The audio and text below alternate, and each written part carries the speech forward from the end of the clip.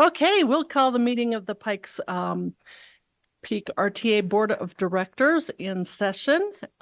We have a quorum here, as well as our attorney Jennifer Ivy online and Paul Bent from RAMA online and Commissioner Geithner online.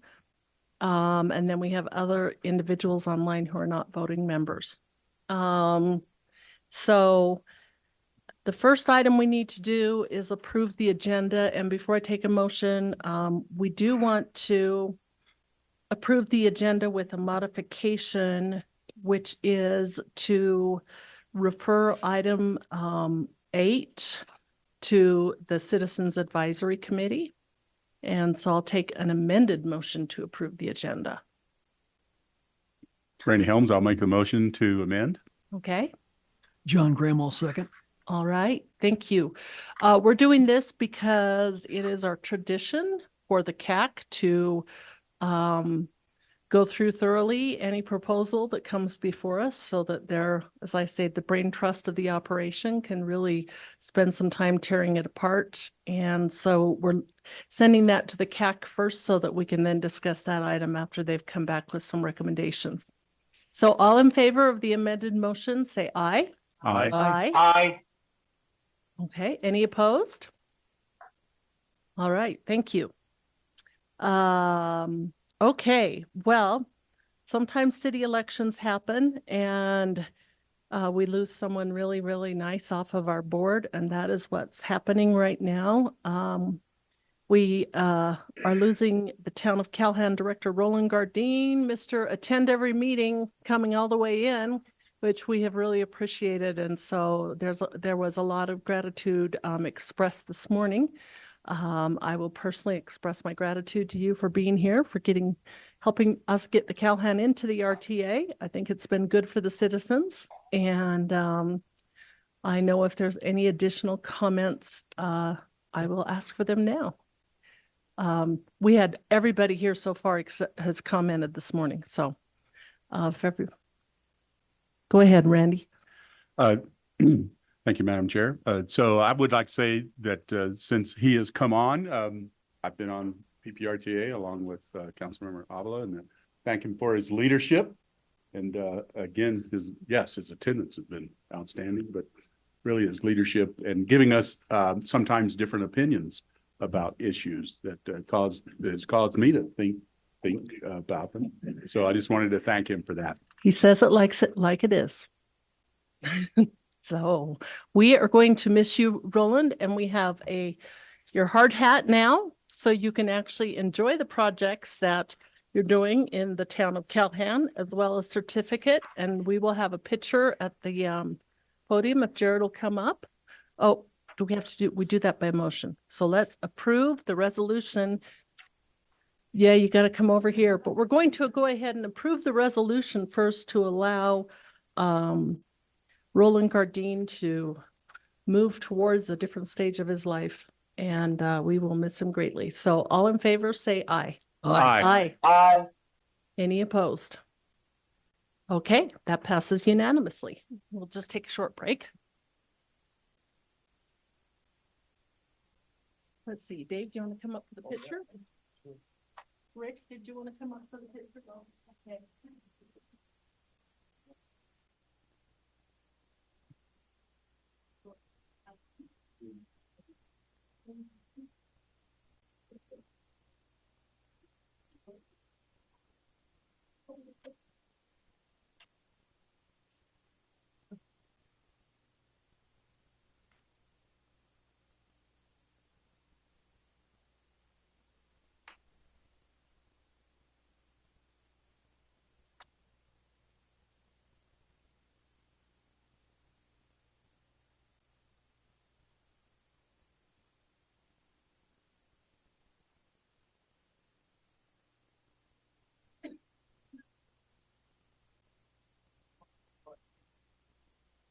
And our little town man really appreciates the PPRTA and what the funds that we are able to utilize for roads and our infrastructure is really critical for our little area. But if you guys want to come out to a good little town, come out on July 13th through the 20th. That's the county fair. Okay, so you guys take care and thank you. I've learned a lot and I've actually enjoyed and actually, I'm glad to see people that are Democrat and Republican come together and for the common good for everybody. So I appreciate that. Okay, Mhm. okay. Well, is Puma your favorite dog at this meeting? Puma is the favorite dog at this meeting. Yeah. So he is my favorite dog too. So thank you very much, Roland. We greatly appreciate all of your service. Okay. We have the opportunity for public. Yes. The gentleman that is my alternate is Byron Wall. Stand up. And he's the person you want to pick on properly, so it's okay. Byron, what's your last name again? Okay, Byron Wall is here. And he's the current alternate. And now if you decide, if you become the full-time member, we do expect to see you here every month, if you are able. He has set some very high standards, yes. But I can tell you, and I know Paul doesn't, from Raymond doesn't have the time to come in for this, but I can tell you that I think the funnest part of them coming happens to be the lunch at Rudy's, the mayor's lunch that they have in between the two meetings. So yes, bring extra cash your first time. Okay, thank you. Okay, item number 4, approval of minutes. If everybody has reviewed the minutes. Oh, I'm sorry. Public comment. I apologize. Public comment period for items not on the agenda. The public can email general comments or questions regarding the agenda to the PPACG office manager. And public comment speakers are limited to 5 minutes each, whether in person or via Zoom. And go ahead, please introduce yourself and we'll start the timer. Good afternoon. It's Gail Nell, CEO of Invita. And I'd like to share with you some news about what's happening in transportation in our region. Invita is excited to announce the launch of a new ride software scheduling to replace our current platform of 10 or 11 years old. It's EcoLane. It's an intelligent web-based system that improves reserving, scheduling, and managing of rides. With these improved tools, we're expecting to see improved ride performance and access, more rides delivered, routes built more efficiently, drivers held to better on-time performance, and we're expecting a 15% improvement in efficiency. Riders will receive a same-day call-out to let them know we are 10 minutes out from their pickup window when they've scheduled a ride. We'd like to recognize that the software platform was funded 100% with dollars to digitize ARPA fund administered by Colorado's Department of Healthcare Policy and Finance. Invita's intent with these funds was to streamline rides for people with intellectual and developmental disabilities as part of their long-term support services Medicaid benefit, as well as improve transit accessibility for older adults, mental health rides, low income, and others. With this electronic data interchange that we have facilitated, there should be less manual data entry and personal interventions. We'll be looking at regulatory compliance and audits will be streamlined, reducing administrative burden on agencies like Invita, and we hope that this model will be replicated across the state. We'd also like to recognize our long-standing partnership with Silver Key and Fountain Valley Senior Center. We share rides and best practices with mutual goals to serve our community better. Invita led the effort in 2019 to merge the transit databases of Invita, Silver Key, and Fountain Valley. We spent days back then to understand and modify our operational procedures to make things more efficient. We were making progress until COVID changed service delivery expectation and funding. But now with this new EcoLane platform, the 3 agencies will be better able to implement the goals set forth in 2019 to deliver more rides for our community. Near future improvements should include on-demand rider applications for allowing for ride requests, and riders will be able to see the GPS location of their rides in real time, and we call out 10 minutes in advance. We'll be inviting other agencies to within the PPACG boundaries to join us, as well as those outside of the boundaries here. And we're looking to have greater operational efficiencies and support our community better. So do you have any questions? Okay, any questions? I know we had the same presentation during PPACG. So we appreciate Envita and all of your services you provide to the community. So congratulations. Yeah, thank you. Thank you. Okay, now I can go on to item number 4. If you'll notice that they put Jared now so I can see him, so he can yell at me easier. That's helpful. Okay, I will entertain a motion to approve the minutes from March 13, 2024. I move approval of the minutes. Do we have a second? Rainey Helm, second. Okay, are there any questions regarding the minutes or corrections? All in favor, say aye. Aye. Aye. Okay, any opposed? Okay, that passes unanimously. Let's go through our financial reports. Lisa.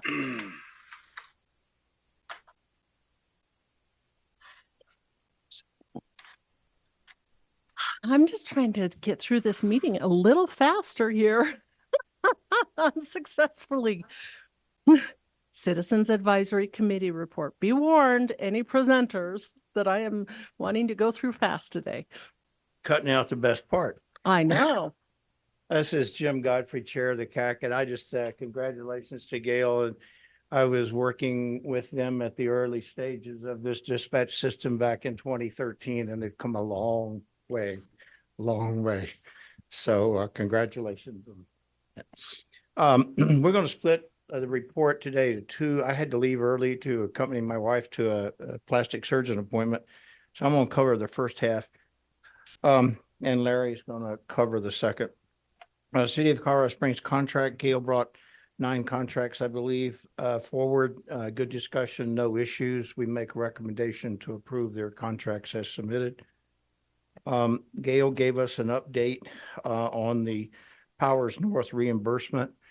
We appreciate that update so that we're aware. There was a couple of questions around monitoring the contracts and all that kind of stuff, and Gail answered those sufficiently and solved that problem. So we're comfortable with what's going on, and so I'm glad to see they're making some progress. El Paso County brought forward a letter of support for the South Powers Extension study, and I had to leave kind of in the middle of that, so I'm going to let Larry step up and cover that for you, and then I'll wrap everything up. Thank you.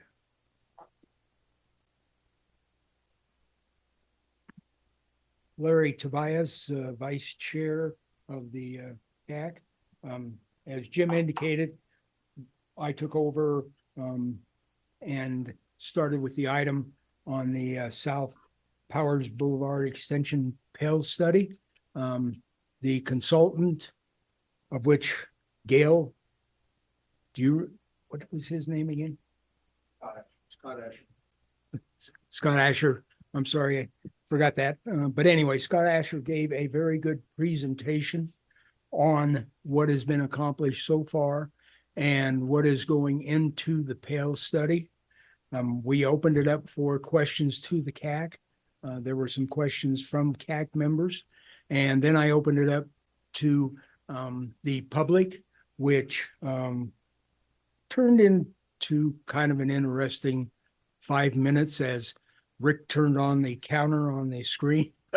We had an individual who, from the public, who didn't think that we were supporting other modes of transportation. And I tried to explain to her that, as we go through this study, we cover, and when I say we, I mean the consultants, city, county, the CAC, the board here, we look at all the alternatives before a project goes forward. And so I'm not sure if I completely sold her on the process, but in the end, I asked for a vote from the CAC, and it was a unanimous approval from the CAC members to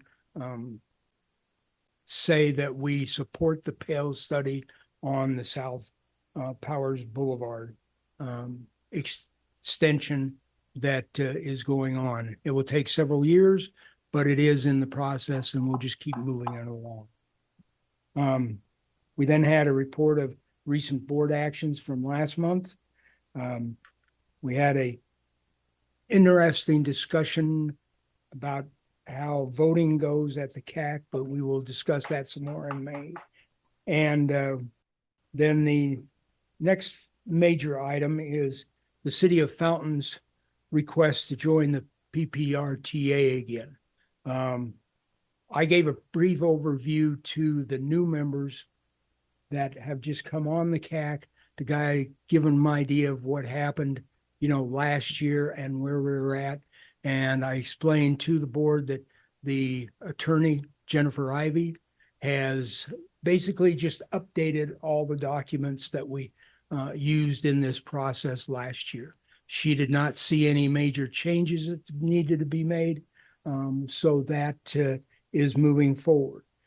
Also, the mayor of Fountain was here, and she got up and gave a presentation as far as, where the city is coming from. The city is going to take a different tack on the voting and PR to the public this year for the vote. And she's hoping that, with some of the changes that they learned from the vote last year and some of the things they've looked at already this year, that when they have the vote, this fall, that will be positive this time. With that, then I open it up for a motion. The CAC voted unanimously again to approve the request from Fountain to join the PPRTA. And one thing that I did is under communications is that I informed the CAC that the CDOT is in the process of the planning and design and eventually construction of widening Highway 24 between Garrett Road and Woodman Road in Falcon. And that has become a major choke point over the years because of the increase in population and traffic. Those that drive out there, it can get real interesting when you go from 4 lanes to 2 lanes down there. So CDOT is working on that project, and we'll see. Hopefully it will move along without any problems. So with that, I will turn it back over to Jim to finish up. And we'll be glad to answer any questions that anyone might have. Are there any questions? Go ahead, Randy. Can we address the study, the South Powers study? It's also in PPRTA 3. Is that part of the same? Is the future, the PPRTA 3 that was passed has a piece in there about the South Powers study all the way to I-25? Is that part of this? I'll let Josh cover that, but I think the answer was that there was also a PPRTA 2 piece for this preliminary study. But Josh? My own, okay. I have a little light, so no. Yeah, so this study was a PPRTA 2 A-list project, and it was just the planning study. PPRTA 3 has an A-list project for this to encompass design and property acquisition aspects, which is kind of the next step in this process. That's kind of what I was thinking. Yeah. It's more than a study. It's a design, but there's no construction in PPRTA 3. No, we have no identified construction money, and there'll be design components. So I doubt we would get to a full design. So we're talking 11 more years before, assuming we do a PPRTA 4, before there's going to be any construction on Powers South to connect I-25. Unless we find other funding sources. Yeah. Okay. Thank you. And we also have a presentation on the study later on the agenda as well. Right. So, okay. Any other questions? Thank you. All right. I will entertain a motion to accept the Citizens Advisory Committee report. John Graham will second. Okay. All in favor, say aye. Aye. Okay. All right. Any opposed? Okay. Let us go ahead. Now we'll go on to financial reports. Lisa. Lisa Corey, Finance Manager for the PPRTA. Does everyone have a copy of the financials? Does anyone still need one? if we got everyone. Okay, so this is for sales and use tax receipts for the month of February. We received $11,115,142, which was above budget by $538,366, or 5.1%. It is not a typo. It is also 5.1% in January. When we look at February of last year to February of this year, we received $235,902 more, which is 2.2%, which is also on trend with what January was. Okay. Are there any questions regarding the financial reports? Okay, there being no questions, that's just an information item. We'll move on to item number 7, the City of Fountain's consideration of joining Pikes Peak RTA. And I believe we did not have the vice mayor come from Fountain, did we? Oh, yes, he is here. Sorry. Okay, come on up. And then we'll have Jennifer talk, right? We'll do one and then the other, since I asked the mayor to come first. Thank you, Madam Chairperson. My name is Gordon Rick. I'm the Mayor Pro Tem for the City of Fountain. I appreciate you taking time to consider our application. We are working hard to come up with a better communication strategy to better educate our members, our residents of Fountain, and we look forward to successfully becoming a member in the future. Thank you. Okay, thank you.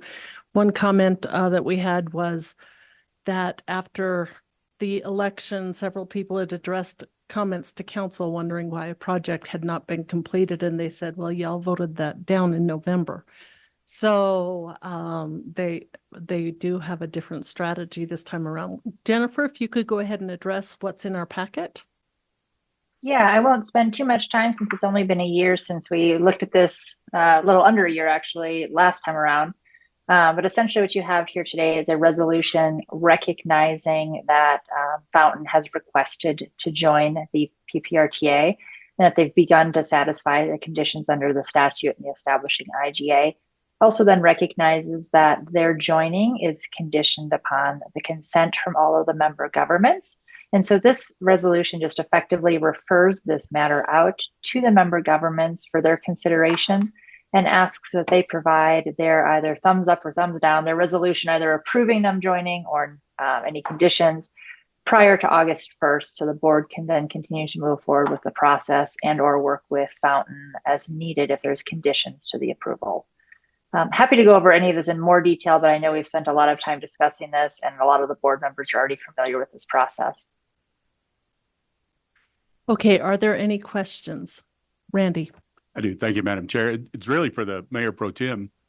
Maybe this hasn't been done, but has there been any kind of polling done to get a sense from the community that this time it's potentially going to pass? We have not done a formal poll as far as hiring someone and going out and asking them to get results. We are working on a I would say a informal poll to where we're going to produce a 5-minute video, send it out along with a link to a survey that members can take after watching the video to give us feedback as to what they think about it. Survey will typically run you about $15,000 to $20,000. We're doing all of this in-house so we can save some money and still get some good results. Okay. Thank you. Thank you. And Councilmember Donaldson also has a question. Yeah, if I could ask you a question, Vice Mayor, what were the vote numbers last time? I don't have the exact numbers off the top of my head, but the measure went down to defeat, I believe, like 1,400 yes, 1,600 no, approximately. It was about a 200 vote against. I might be able to find it, but it was very close. It was a small margin of error. Yeah. Less than 5%. I do know that. Okay. All right. Thank you. And Councilmember Avila. I think I'm following on with Randy and Dave. So I think we're going to need like a summary of like what's different now. Like it didn't pass then. What is different now that especially when it comes to Colorado Springs and we make this decision, what's different now that it has the potential to pass?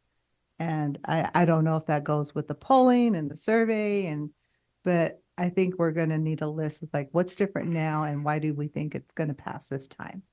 Well, I can give you a quick summary. Last year was an off-year election. We didn't have a presidential election. We didn't have congressional elections.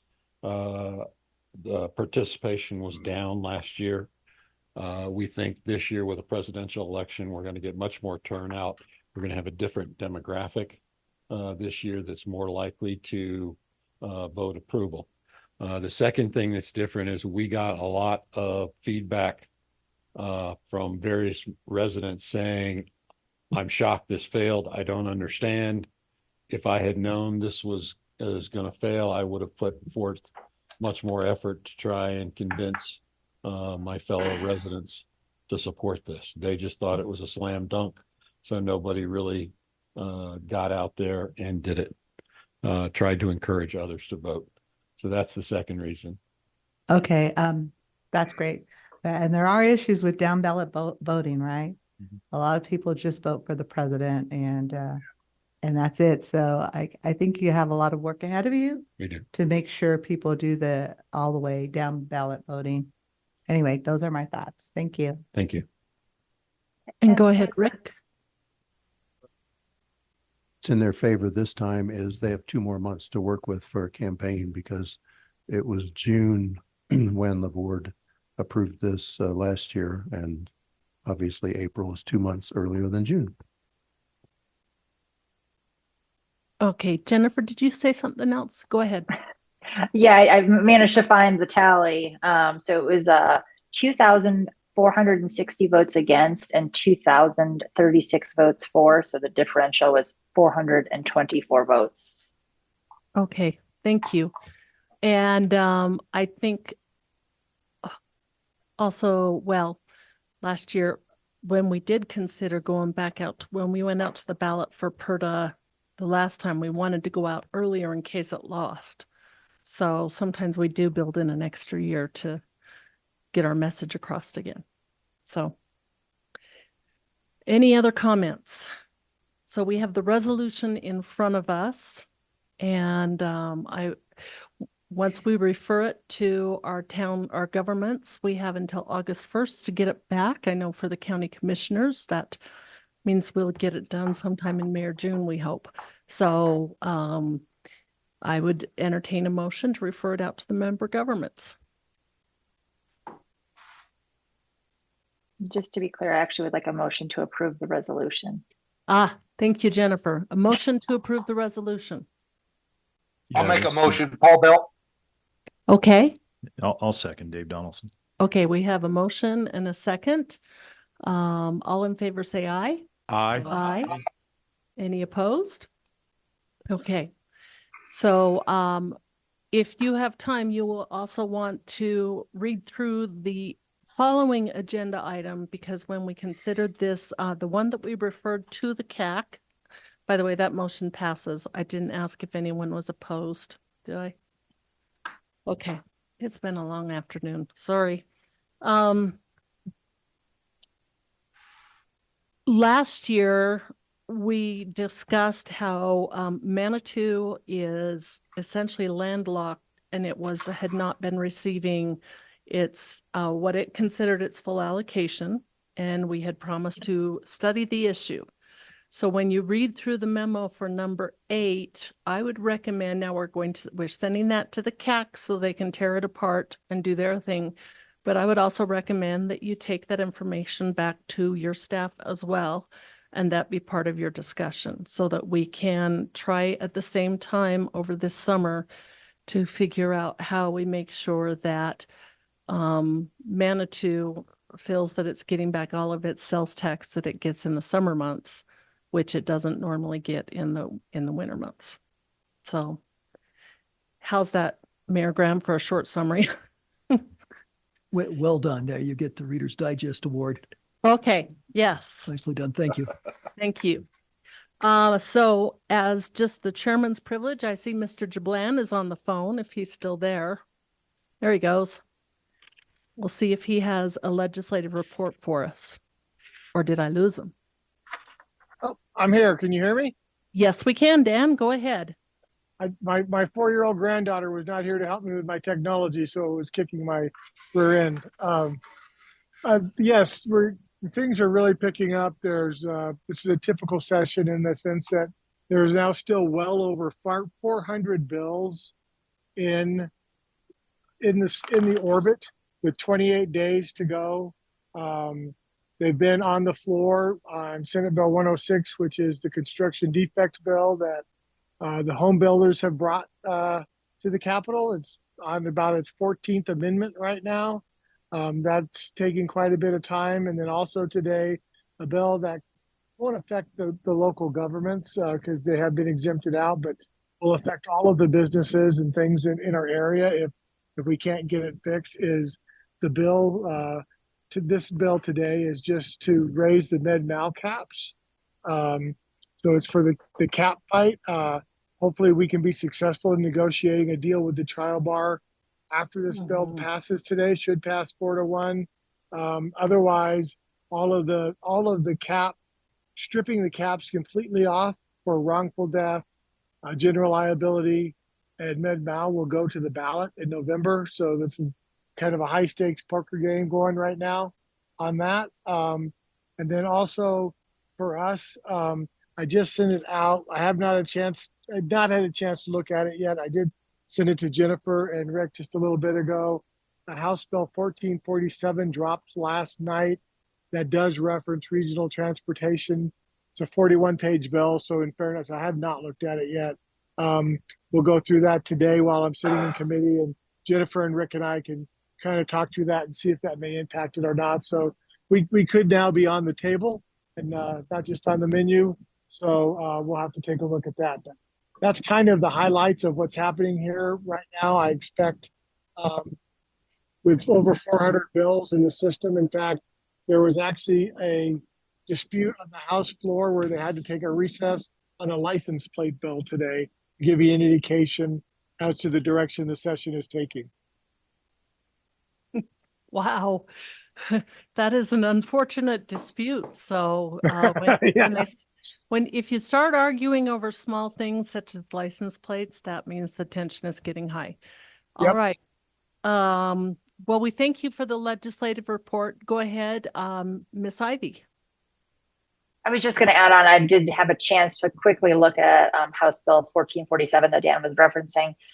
It primarily deals with RTD, but there is one section that applies to RTAs, which requires some additional coordination for transit between the local MPO. And so we'll take a closer look at that, but I didn't see anything that was making me think we were completely, on the menu at this point, or anything very, very concerning. But we might have some comments on that after a further review, just to give the board a little heads up. Okay, thank you very much. And if it becomes concerning to us, I'll be given some calls, and Rick will be given some calls to other members of the board. We appreciate it very much, Dan. We are glad you're back. And actually, we're going to be just glad to have a wrap-up report next month, as opposed to having the legislature in session. We sure hope so. It will come from a rubber room, but I'll be happy to give the wrap-up. Well, if you want to just send a written wrap-up, we'll just take it. So I said, we're thinking of celebrating the end of the legislature as commissioners proclamation. So, all right. All right. Thank you very much. Appreciate it. You Bye-bye. too. Okay, now we're to item number 9, the 2024 capital maintenance public transportation contracts for the city of Colorado Springs. Gail, go ahead. Thank you, Madam Chair, members of the PPRTA board. Gail Sturdivant with the city of Colorado Springs. Today we have 9 contracts for the board's consideration. The first contract is associated with the Black Forest Road widening project. It is a PPRTA A-list project. There is a map included in your packet to give you a reminder where that work is located. Today, the item is for a construction management change order for Basis Partners in the amount, of $459,960. Basis was selected through an RFP process that had 5 respondents. This construction management change order will cover some additional work we incorporated in that project, was at Cottonwood Creek Tributary, which is required as the first ones in there with the road project, and then also additional months of time for construction management services. Any questions related to that item? Okay. Yeah, actually I do. And Gail may have told me this before and I don't remember. So on Black Forest Road from Woodman North, I know it goes up to Research, I think. Is it eventually going to go up to Old Ranch Road by chance? Is that part of the PPRTA or not? Interesting question. Our project is not going to go any further than Old Ranch Road right now. Oh, but it's going up to. No, I would say that there had been another, and I believe it was a B-list project that contemplated potentially taking Black Forest Road so far north. Actually, it's on a street I don't even know the name Yeah, of. beyond north of Old Ranch. Wild Ridge, like we're talking. Yeah, well, it's that's north of outside. That's outside. Oh, yeah. But Well, it was actually put County. on there by the county. You gotta remember, Yeah. Black Forest Road was in the county when PPRTA 2 was contemplated. Right. It had some patches that were in the city.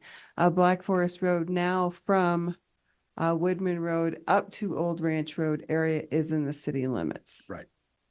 And the city does not intend to have project going further than that. I will say though, as Wolf Ranch builds out, they have some improvements that they will be doing along Black Forest Road. Okay, thank you.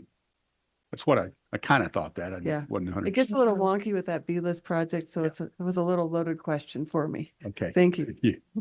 Okay, All good right. question. Thank you. All right, our second project is also for an A-list project. It's for the I-25 ramps, South Nevada Avenue and Tejon Street corridor improvements. Once again, there is a map included in your packet to help remind you of the reference where this is located. In the last few months, I brought a couple contracts for SEMA Construction. They were selected to provide construction management, general contractor or CMCG construction services for us. Their first effort was to help with pre-construction award activities. Their second one had been for ordering long lead items. This one I'm bringing forward today is for the actual construction services they would be providing in the amount of $6,787,871.74.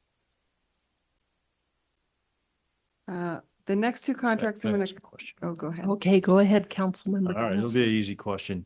You know how traffic gets really backed up heading north on Nevada when you want to turn on to I-25 at that Yes. location? Is this expected to alleviate that? Or what's, do you know what You're the talking scope of about the North Now, project is? Nevada, south of, like, say, Motor City, though, correct? Yeah, to get onto I-25, when you turn left. I will actually, it will have some improvements. I will say a bulk of the improvements are going to be more from southbound I-25, getting off and how they interact with Tejon and Nevada, but there Yep, will be some yep. improvements on North Now, Nevada as they get onto I-25 as well. Okay, but that's also kind of awkward coming off 25 and then there's always a bunch of cars piled up right there. Right, it is very awkward in that area. There's just a lot of things probably too close together really for that kind of interaction. Uh-huh. So, but there will be a lot of operational improvements in the area, and CDOT's also going to have some companion projects further to the south that will help us some signalization. So we're also going to have some better control with just traffic operations through that general corridor. When's that supposed to happen, Gail, or start? When's it supposed to start, this project? It is Memorial Day-ish. So in the next couple months, they'll Okay, start active okay. construction. All right, thanks. All right, the next two contracts are going to be funded through the city's traffic safety or roadway safety and traffic operations program. This is part of the line item transfer we talked about last month. The first one is for the Mark Shuffle Road improvements. This is currently under construction and there is a map included in your packet. This is to continue some of the additional work out on Mark Shuffle Road. This is actually going to be constructing the southbound lanes from North Carefree up to Tamlin. Right now, they're working on the northbound lanes plus that box culvert in the intersection there at Barnes. This is done under our construction contract with Cranes North America, and it's in the amount of $6,809,404.05. The next project is the Dublin Road Improvements Project. This is a PPRTA 3 project that we discussed last month as far as advancing the engineering so it could be a future construction phase with Mark Shuffle. There is a map included in your project or in your packet. This is to take engineering to about the 60% level and really start integrating it in with that construction management general contractor efforts with Kramer. And the two bases partner in the amount of $497,665. City's fifth contract is for the 3 trail crossings. There is a map location of the three crossing locations. They are at Dublin, Rock Island, and Shooks Run. This is a project that is half grant funded and half funded by the PPRTA's on-street bike program. We went through an invitation for bid process. We received 7 bids.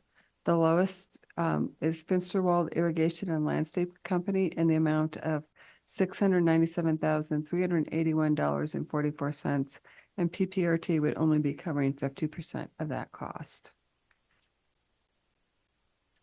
The city's 6th contract is for Galley Road over West Fork Sand Creek. This is near Wooten Road intersection, and this is a bridge rehab or bridge maintenance project. There is a map included in your package to highlight where this bridge is located. We did, during our 2022 bridge inspections, we did uncover that there was going to be some bridge maintenance needs on this bridge. We sort of do those and uncovered that the deck was actually in much worse condition than was expected than the reports initially indicated.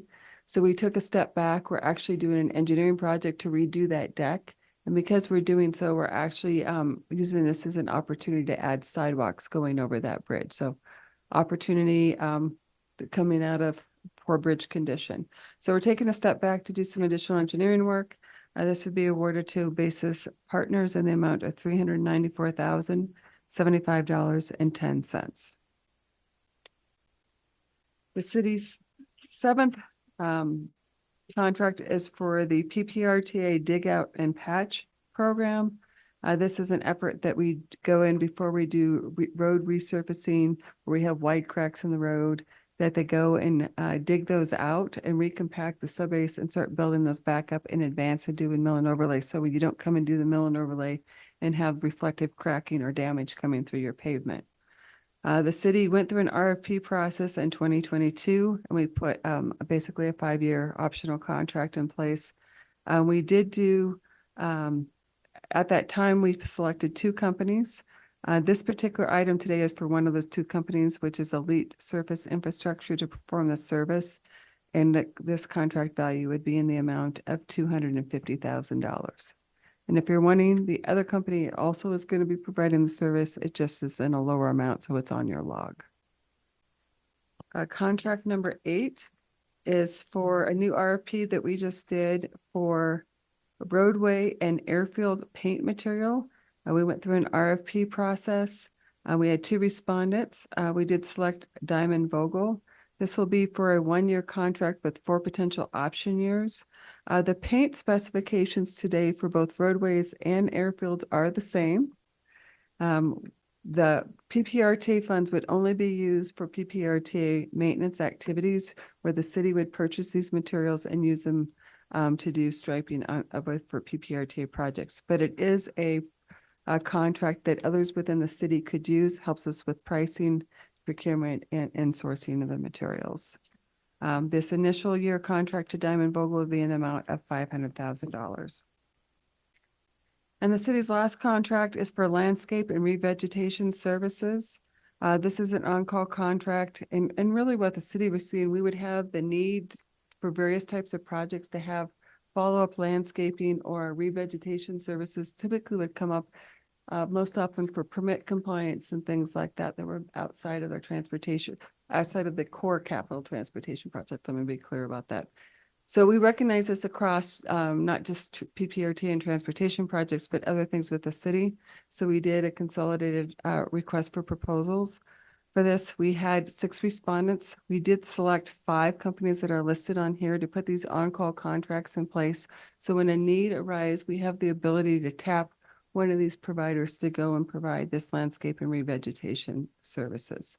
And again, all this work would be done only based on available budget that have been appropriated to the city for PPRTA activities. Any questions on the city's 9 contracts today? Are there any additional questions? All right, I will entertain a motion to approve all the city's contracts. Okay. John Grimm, all second. All right, that has been moved and seconded. All in favor, say aye. Aye. Aye. Any opposed? Okay, that passes. Thank you. Now we will go on to land, the transit services monthly update.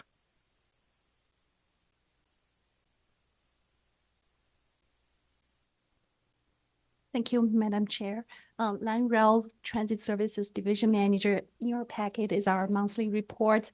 I understand we have a very packed agenda today, so I'm gonna skip directly to the transit highlight section. March 18th is the National Transit Driver Appreciation Day. So we included a few pictures there. We went to the downtown bus terminal and also our operator buildings handing out candies. So basically a little thank you goes a long way. We showed our appreciation on that day. Also included in your packet is our proposed spring 2024 service change. We are proposing to extend Route 18, currently running up and down on Union from close to Boulder and Union to Montebello. We are extending the south end of this route a couple blocks down south to provide the connection to routes 1 and 7. We're proposing this change really because of the low ridership that we have been observing on this route. So hopefully by providing additional connection, we'll see a better usage of this route. The frequency on this route, unfortunately, will decrease. We will monitor that situation. It will decrease from 45 minutes to 60 minutes. The second proposal is to add a couple more stops on Route 38. This is the route that starts from Montebello on Union, going up north to Memorial Hospital. Again, the reason we're adding this stop is to respond to customer service and also hopefully to improve usage of this deviated service. The third proposal is to eliminate the 2 extra hours on Independence Day. This was the service that we proposed to increase last year, but due to driver shortage, we were not able to implement this additional 2 hours. This year, we do have drivers. They're fully staffed. However, in discussing with our contractor Transdev, they expressed a lot of concerns because this additional hours is not regularly happening on the other days. 1 day out of the 362 days, we're adding 2 extra hours. The contractor is not able to staff the drivers without sacrificing the service on the following day. So we're proposing to eliminate these proposed 2 hours that we were never able to implement. So those are the highlights of my report, and I'm happy to answer any questions. Go ahead, Councilmember Avila. So we're fully staffed with drivers? Yes. And are we going to go back to 15-minute frequency on any of the routes? Such as, what am I thinking of? The 3 that 27. goes up Colorado? We are going back. However, we are still experiencing vehicle shortage. That's why. I forgot about Yes, we're not cutting service for the most part. very occasionally, we might be short 1 or 2 drivers for service, but for the most part, we're not cutting service because of driver shortage, but because of vehicle shortage. Forgot about that. How about downtown? Any improvement there? Because what I've done is just walk, decided to walk because I don't want to wait, like 30 minutes for. We shuttle. have been doing better. Actually, in the last 2 months, we have seen a better situation with supply chain and also with our vehicle vendor response. During the last, I would say 3 weeks, it seems situation was getting a little worse again in terms of supply chain. We are also having issues with one particular vendor that we're trying to source through different sources to get parts. So it's still up and down, but for the most part, we are seeing fewer service cancellations compared to a few months ago. Okay, thank you, Len. Thank you. Okay, any further questions? All right, we appreciate that very much. Thank you. Thank you. Okay, 10B, the monthly change order report for the city of Colorado Springs. Yes, thank you, Madam Chair. Gail Sturtevant, with the City of Colorado Springs again. So the change order log and the real estate log are in your packets for information, and I'm happy to answer questions should you have them. Okay, are there any questions on item 10A? Okay, 10B is, or no, I'm sorry, 10C is the Powers North reimbursement update. Yes, thank you again, Madam Chair. As we've committed that we would keep the PPRTA CAC and board updated as we incurred costs in future PPRTA reimbursements associated with the Powers Boulevard project. Right now, the costs are being accumulated for just the interchange there at Powers and Voyager, and we'd have received some additional invoices. So as of the statement on April 3rd, the current future PPRTA reimbursement amount is just over $2.5 million. Okay, thank you very much. We appreciate the monthly updates. Any questions? Go ahead, I do. Councilmember Helms. Thank you, Chair. I think they were behind. They are about a month or so behind. All right. So instead of September, which as I recall was roughly the original date. Yeah, we're still looking sometime this fall. I think our biggest concern just with the traffic operations in that area is the opening of the Sunset Amphitheater. So we are working with them to see if there's other measures they can put in place, at least on a temporary basis, for traffic operations in that area while the bridge is still working to get complete. They just closed. We used to be since last November when we started the work, you could actually still get on I-25 north or south from exit 155 but now they've got that closed so that you can't even get on I-25 there. You got to go to exit 156, the old North exit, straight down Northgate. You can't turn left there on Voyager and get on 155. So Oh, I'm glad you told me that because that's one of the 2 ways I get on the freeway. yeah, you cannot. I've been doing it all week. It's been closed all Okay. week. So I don't know actually how- suspect that might be a temporary one. I was I not do too. aware. Yeah. So I could find out and let you Okay, know. thank you. See, what we do in the county when that happens is we just get a big, huge pothole and then get 150 complaints on the pothole, but it stops most of the traffic from going that way. Josh is Chair, like, are you "Thank recommending I go out there with my sledgehammer and put a pothole there? No, Josh is laughing at because we are really good at fixing those potholes. I know there's been a pothole up in that area in Glen Eagle. So, okay. Letter 10D. Josh, are you introducing this and then we turn it over to Scott or? Okay.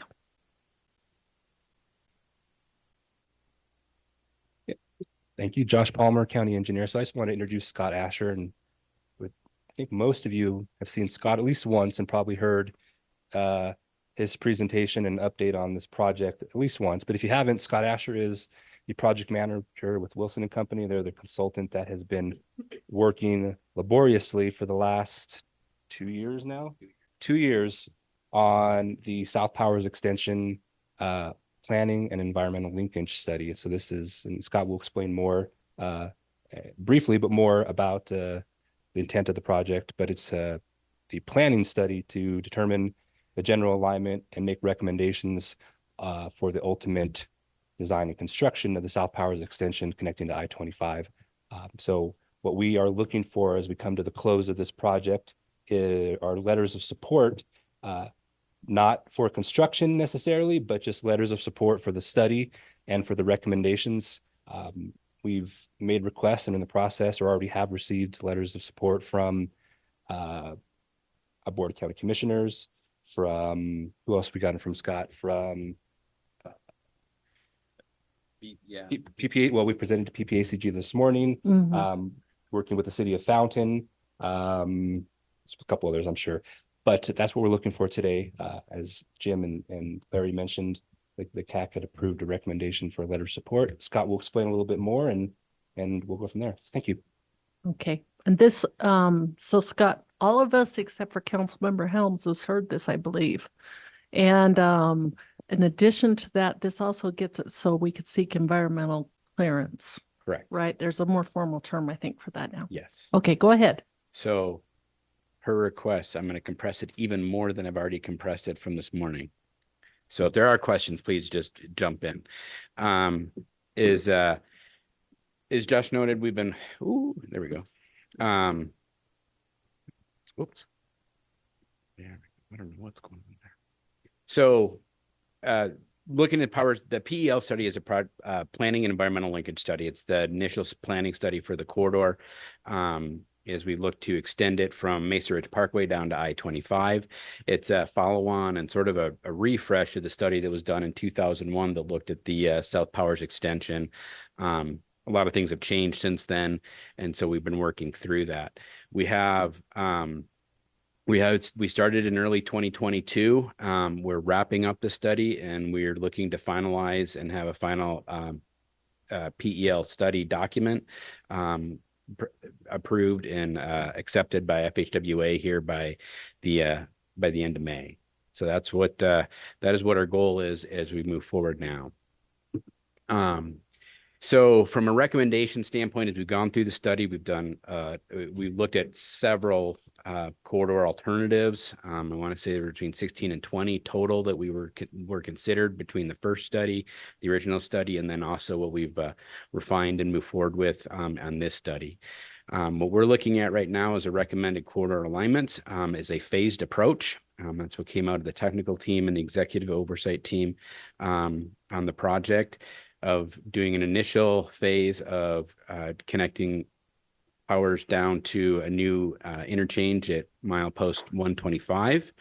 And then with the long-term solution being the extension of the corridor all the way down to milepost 121 down by PPIR. We did look at, as part of the study, we've been looking at sort of logical projects. We understand and fully recognize that we're not going to build this all in one shot unless we get an awesome grant somewhere or somebody wins the, Powerball and donates $1 billion to us all, right? So we've looked at how do we look at, plan to implement this. And so the initial assumption is we'd sort of start on that north end with an interchange at Mesa Ridge, do the interchange at 125 at I-25, and then start to implement the corridors that go south through the planned developments that are, between Mesa Ridge and Squirrel Creek Road, and then sort of continue to go down. Now, with that being said, there is no construction money, construction funding right now. All we have is in PPRTA 3 is money to progress the design, environmental permitting and clearances, and right-of-way acquisition or corridor preservation. We've done a lot of public engagement, especially through this last go-round with the recommendations, sent out numerous letters, had 45 one-on-one meetings with property owners, with, in a couple week period, HOA groups, as well as a lot of the stakeholders. We had a public open house, virtual open house that closed in mid-February. So we're now just finalizing all the documentation for the report to be able to get that submitted, reviewed, and ultimately approved by FHWA. There's a lot of great information on the southpowerstudy.com website. There's a more detailed map. Hard to put 11 miles on a small screen. So we have a much more detailed map there that shows the corridor alignments that goes through there. So I encourage you, if you haven't seen that, to visit the site and look at that. But all the information that's been presented through the open houses and everything is still posted on that website, as well as the reports that have been published to date, like the existing conditions report, the alternatives analysis memo that went through FHWA. We did also, through that public process, have refined some of the alignments to try and minimize as much of the impacts as we can. We actually did tweak and sort of realign alignment E to try and minimize any impacts to existing homes in that area as it crosses Old Pebble Road. We did the same with the H alignment, where we're trying to minimize the impacts to the ranches, and as it comes through to try and minimize or eliminate impacts to any of the structures on the ranches as well. Next steps really is, as Josh said, we're looking for letters of support from the member agencies that have been involved in the study, is to move that forward, include with the PEL document, and then really start into that process of finding money and progressing the design of the corridor to really get down to details. This still is a high level study. It's an alignment, it's line on paper right now. And there's not a lot of detail to that alignment at that stage. So that's sort of what that next phase will do, start defining more of the design components of it. Questions? Okay, go ahead, Councilmember Helms. Thank you. Thank you, Scott. Yes. On several questions, and again, some of this may be in the design phase and not in the study phase, but it would be my recommendation that under no circumstances should there ever be a four-way stop again on the South Powers. It should always be an overpass, underpass, under no circumstances. So we've seen what that's done all along the Powers corridor, and it's just incredibly bad. Yep. So is that something that's in the study and been looked at? Or Yeah. not? So what we're looking at right now is the corridor is planned as a freeway. So it'd be all grade separated interchanges. We haven't gotten to the level of detail. I mean, it's the part of the implementation will be as funding, right? Is how do we build everything? Can we build all the interchanges and at the same time, or could it be similar to what North Powers was done, right? Up by like Briargate Union, where they built the ramps, put them out, had the intersections there, and then came back and filled bridges later. No. Yeah. Well, No. I agree. I live there, so It's all no. part of funding, right? Yeah. So as long as we can find the money to build everything the way we want to out of the gate, that's the best case scenario. But Yeah, I just think it would be insane to do that based upon what we've seen all along the whole Powers corridor there. The other question I had was, you mentioned two I-25 intersections, both at exit 125 and 121. Did I hear you right on that? yes, correct. Oh, So yeah. this is Okay. yep. On the map, I can see that. Yep. So, Yes, and so I will say when I moved here, there was a four-way stop at Woodmond and Powers 30 years ago. when I lived here, there wasn't a Powers north of dead ended right into it. Yes. And then I remember at one point there may have been a four-way stop at Grinnell and Powers, but that's quite some time ago, I think, Yeah, it too. was both four-way stop at Old Ranch and research. And recently, obviously, CDOT did the research piece Exactly. that we were involved in. So, yeah. Okay, Thank you. so if there are no further questions, we're going to ask for public comment. And then if there's any addressing of the public comment, is there anyone online who wants to make public comment? It's *5 to raise your hand and *6 to speak. I'm impressed you remember that. So that was from Microsoft Teams, but we're on Zoom for this one. So I'll just ask anyone who's online who would like to provide public comment to please use the raise hand function at this time. We were not notified in advance of anyone wishing to provide public comment at this meeting. But Okay, I'm impressed. You can take over my job, right here. well, that was pretty impressive because I think the only thing I remember from this morning is star 5 and star 6. So I'm doing very well. Again, is there anyone online who wishes to speak? Okay. All right. We appreciate the study very much. And that one is a motion to approve the letter of support. I will entertain a motion to approve it. Mayor Dixon also move. Randy Helms, second. Okay, we have a motion and a second. All in favor, say aye. Aye. Aye. Any opposed? Okay, we will get that letter signed for you, Josh, so that you can send that in. Next is the El Paso County Monthly Change Order Property Acquisition Report. Josh Palmer, County Engineer, the information on our recent property acquisition efforts is there in the packet, and I'm willing to answer any questions you may have. Okay, are there any questions on that report? Okay, there being none, we will go on to our next item, which is item 11B. The approval of a resolution authorizing joining and entering into the intergovernmental agreement / bylaws for CIRSA, which is a self-insurance group. Lisa. Yep.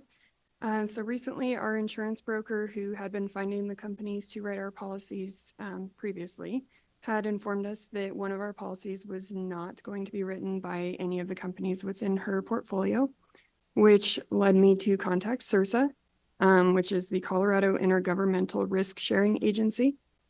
They did offer to take on our entire insurance portfolio. So that's what's included in the packet is their whole offer. So we are recommending that the board approve joining CIRSA, which includes signing the resolution that's in the packet, and there's a few other places to sign to accept this coverage. Okay, are there any questions? Go ahead. I'm curious on the cost comparison between what you were paying before and what we might be paying now. It is significantly cheaper. Less than Yes. half? Wow. Wow. Boy, that makes me think a little bit. I appreciate learning that. So, interesting. Go ahead, Councilmember Helms. Thank you. Does Jennifer have a comment on this at all? Go ahead, Jennifer. I don't. I did review the material. CIRSA, much like the SDA liability pool that exists for special districts, does a great job of being cost effective. I did review the documents. They're fairly standard. I don't have any concerns. And I did already provide Lisa with my signed copy of the letter related to claims. So no concerns there either. Thank you. Okay. So we will entertain a motion to approve joining and entering into an IGA and bylaws with CIRSA. Mayor Dixon also move. Okay. John Graham will second. Okay, we have a motion and a second. All in favor, say aye. Aye. Aye. Okay, any opposed? Okay, that passes unanimously. So that's a good way to save money. Way to go on that one. Are there any agenda topics for the next meeting that the board would like to propose? Okay. Any communications, Rick? Madam Chair, I do not have any. Okay. With that, we will be adjourned. Thank you, everybody, for attending.